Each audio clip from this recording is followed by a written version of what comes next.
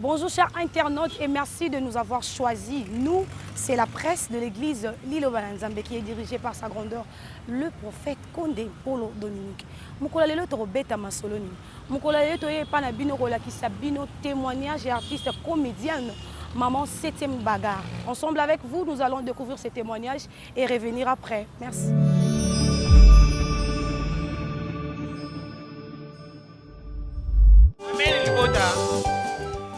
Nayebi ke Satan asepeli tende na te mil boso ya bana na Nzambe. Mais tant on a vandi awa molimo moyo ko moyebisa ngai poko zo lingo yokisa nga soni. Zonga kende vanda kosa ta ko suba okende. Na bite na simbi kutu sak na ina kende. Esprit etindinga lebi non vanda kaka témoigner monene na Nzambe. Yango na yeko témoigner bande ko na ngai. Nayebi ke eza soni mingi mais pona ngai na moni yango keno Nzambe a délivré ngai, Nzambe a sali kati na ngai. Bande ko na ngai na utamboka na Kinshasa ko lukavi.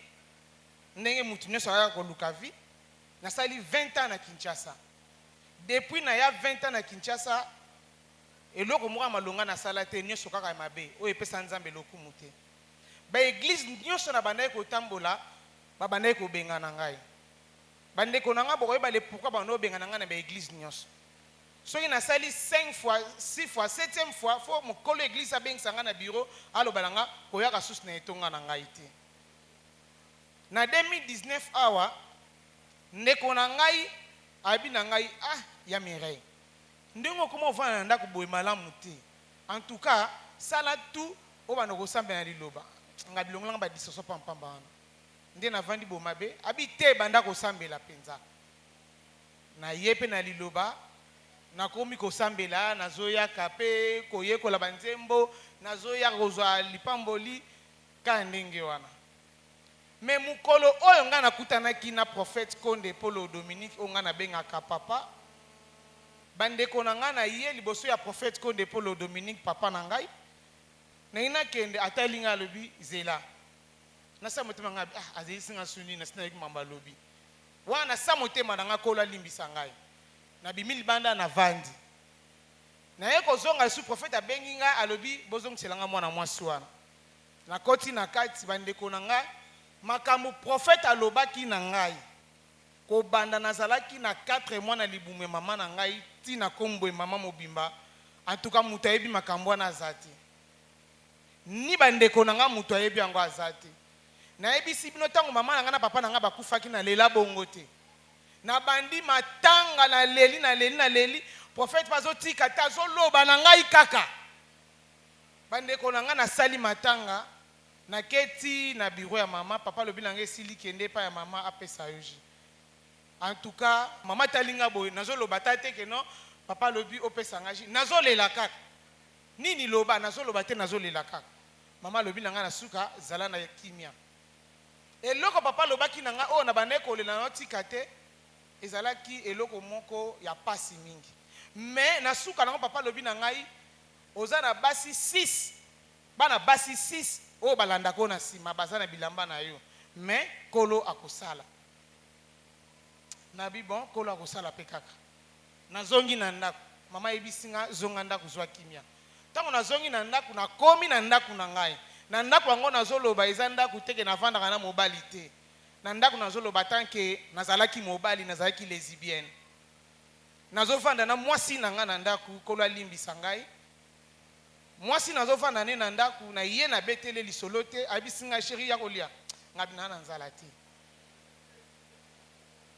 nabi nazala nzala te na koti na chambre na vandi na bandi ko raisonner maloba oyo papa lobaki na ngai ngabi maintenant na betele masolo yo nyonso papa lobi na ngai soki otiki te Nzambe akopambola yo te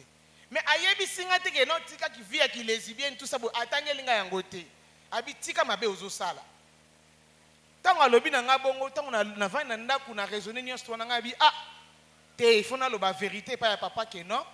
vie na bande ko sala o alobi na nga na tika eza vie oyo na ye kozonga alobi na ngo na église na expliquer na yekut pa mama talinga bi nini yango yo komuka malili boy nga bite mama naza na besoin solo na papa Abi problème nini nga bité maman nazana besoin solo na papa. Abi OK tuké. Maman atikinga pa papa lobi mwana yo azana besoin solo na yo. Na vandi pa papa na ebisi papa makambu nyonso. Na bi oui papa nazana mwasi na ndaku tala boy to saline 12 ans. Na sali 12 ans na mwasi wana oui na balaki mwasi wana. Tozaki ne ndaku moko penza na zolo bango pona yo sa satana soni. Na sali 12 ans na mwana mwasi wana na ndaku tango na vandi na ndaku na ebisi papa makambo nyonso papa pandi azotalanga kaka bo papa otalanga alobi lokola olobi boye na ebi ke nzambe oyo ozobondela nzambe wana kosala na bi amen papa nazongi nanga papa ebisinga kene pa mama bapesa yo jus ya citron na jus ya kokoti na ye pe mama batu na pesi pa ta 100 francs te na ina bimisa kutu mwanda mnazalaki na ngalobi bongo ya sana mbongo popesa eji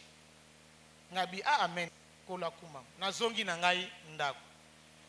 tangu nazongi na ndako na avant que nazonga na ebisi papa ngai papa est-ce que nakoki koya na mwana mwasi wana awa na église abi oui ça les faire oya na ye mais na ebiki ya kondima yaka na ye bandeko na ngai na komi na ndako tema na vandaka na bokilo na ngai na basemeki ndako moko nazongi na ndaku nakuti bokilo na nga avandi libanda tanga moni nga na moni akangelo ngi bona s'intéresser na ete na koti na nga na chambre bolimbisa ngai madame alandi oyuni nongo mwa 4 jours oyo zaka boye nga bité tika non esprit na nga za na place te en tout cas esprit na nga za na place te oya kolia tanga bina nga na kolia na zui jus oya citron na tie na kati ya bilo kolia to vandi nga na ye loko to lia biso mibale ya moko mona ya nga na kolia na ngati ya olesanga na bibon abna leso nga bité na kolia nga moko to bandi ko lia ne ensemble nga na cheka jus wana citron na biloko tango na tie jus wana citron na biloko to lia esili na butu avant to lala nga bité na ola na salon opono lo na salon nga bité na zoka bien tena la na tapis là nous na chambre amoni ngo normal nga bi mais lobby oke tika nga na église est-ce que ça va oh église wapi ngabi lobi ka konotika nga na église yo komo sambela aseki kaka tongo etani tango na yebisi ye akoti yebisi mama na bango septième alobi na nga na ke notike na église ya liloba na kaka mama na bango agangi église wapi oyo prophète wana nganga wana komeka okende te mama na bango atomboki na bimi na yebisi mama nga bi mama eloko nozo gangela makasi bolibanda so problème kota na ndako oh non te akokende pa ite po mwana mwasi wana azanga na mwana te naaki na vie na nga moko boye na bando coopérer de makasi na bando bwaka ye na ebisi bon to ofanda ndako boye mwana te bien te fausse wazemi tout ça nga mona bokola mwana mwasi wana na sale fo balingana na vie na nga wana balingani kolo alimbisa ngai azwi zemi mwana mbali wana nga na komo bokola mwana wana donc mwana be nga papa ndenge ba papa baza boye mwana be ngai bonjour papa donc maman na ye bonjour maman. Donc nazalaki penza mobali eko sala ndenge wana tango na lobi bongo mwana mwasi ya boyi na memie na chambre pona convaincre ye kaka aiko accepter ay promet te mais nga na osambe na nga kuna te nga bité to kende kaka na memie ti epa ya prophète avant na kote ne pas prophète na kote ne pas maman na sali mama singa mama mwana mwasi ngo yewe mama tali boye ti abi boza mwasi kitoko. Mais pourquoi bozolinga kotika vie oyote atalinga mbala moko na boya koyebisa mama mwana mwasi na tomboka na libana tangu tokeya kosakana te prophète pe tanga linga pupula ye nga pe na boko déplacer na telemika wana prophète pupoli ye tangu to bimi tokete pa na bango kuna lokola yende mtazwaki ndako ponga mibali batika okabelanga te na vie na ngai tina ko mama bimba boy nga na vivre mingi na mbongo bana basi mibali na bakabelanga ata $50 ata $100 oyote nazo sabino vérité bana basi ne bakabelanga babanda ko kabelanga mais banda na tika vi wana na yebisi bino kosa bino te bande ko dangai na olia mbonga mibali na ndemo sa bande ko na ngai tango na zongi na ye na ndaku na yebisi ato gangi etalio mais ngai essentiel na sina memio pas prophète. O te me na ndenge mabete nazo biso vérité kaka ke ngai soki ngabi na meme na prophète que au kanisa mabete habité ngape na lobi na ndenga mabete nga lobi kaka po ngai pe kaka te muna cha okisi ngai tango na kotsa ko na mema ko panga na mema ka ilamba no panganga po obandoko vivre na fille mususu ngabi o meme lamba na ngai panganga na ko raisonner mal ba prophète alobaki basi 6 ba memaki bilamba na yo panganga ngabi donc 12 ans on a vendu na donc 12 ans au kanganga quelque part. Ouais, pas maman moko boy na bumbu. Ngabi moko zonga na malembe na obeto makofi. Zonga na malembe pas maman na bumbu. Kende loba na ye afongola ngai. Te bona boy eza ngona ne mabete ngabe eza na ndenga mabe. Parce que o memi elamba na ngai, elamba na luka kapolo wana na mona kango susute. Na luka me yo polo bike no ebunga me o mema ngonde epa mama na osuki mama mbikudi. Eleki nango esili nde na ye kozonga na pas prophète na ebisi papa ngai papa tala likambo na boy prophète atalinga lobi na mono za na maladi kat na yo faut ça ba examen ngabi amen papa zimbongo apesi ngai mbongo mukete ya ibele papa oyo aza na loboko kokaba papa zimbongo ebele apesi ngai bikende basalo ba examen soki esangi nini osala nyonso ngabi amen na ke na hôpital moko eza liboso awa na komi na hôpital wana bakoti basalinga échographie wana nazaka na mwasi na ndako ti nazoya na église mais tokabwani nga na komi na salon na ye mpe nabeteli mama lisolo mama alobi zala na kimia nzambe akosunga yo mais zalaka ka séparé na mwana mwasi wana ngabi naza bongo na ye naza séparé bandeko na ngai ndenge bato balobaka ke no ngai prophète ayelenga na ndoto soki navandi wana na bakaza distraction ngai bato bana lokuta prophète ayela bango na ndoto ndeni siko tango prophète apesi ngai mbongo bandeko na ngai nasasi ba examen bapesi ngai ba fiche na lakisi prophète atali boye abi esenga opération ma kende basala opération apesi ngai su mbongo mosusu nakei na hôpital wana nazwi avance na pesi na lali na butu na loti prophète Konde Polo Dominique nzambe na lola zoyoka ngai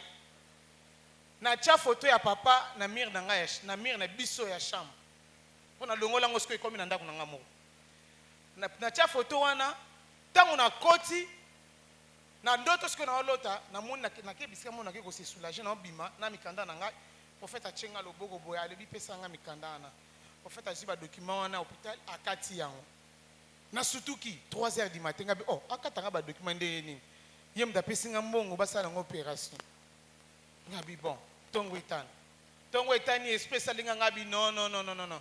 prophète lokola kati document c'est que opération eko salema te na kombo na Yesu na bengi docteur mbangu na 8h ngabi docteur ozab ma sœur ngabi ozana nu wapi nazana ndako na okende bureau ngabi okay nazoya bureau na yiga ngabi papa pesa nga mbongo wana nzamba sabikisi ngai a comprendre te ngabi pesa nga zongisela nga mbongo na pesa kiyo nzamba sabikisi ngai tellement que maman bokilo pa comme ko torturer nga na ndako na okoka susu te lokola mwana mutu azwaki ndako et comme lokola torture ngabi bon nazwa kaka mbongo ngo nazwa ta studio na vanda na mpona longo na satana opembe na ngai nde na eko zwa mbongo wana na ke na zwi studio siko naza awa na Ikelemba na Victoire ata za studio mais naza epa na ngai nazwi mbongo wana na ke nazwi lango studio nazo vanda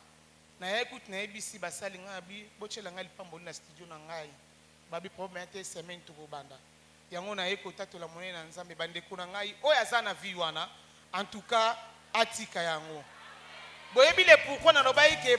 pasteur ba bengani nga na etonga na bango parce que nazali soki na yé na église na monika bana basi de basabu funa linga ta 4-5 basi bana baso na tango bunda bitumba mukolo l'église ayoki abengani ngai mais na ye na ililoba papa changer ngai ba o ba yebi nga est-ce bomona nga na maputa na nzela na tikala kolata liputa na nzela te pona omona ndenge na kokweya nazalaki toujours na ba pantalon mama azoba na ngai oza mwasi kitoko tika vi wana tala ndenge ozali nakomo santinga mona bi na vrai nzeleko fona tika vi wana yango na ekopesa nzambe merci na nyonso oyo nzambe na biso ya liloba sali pona ngai.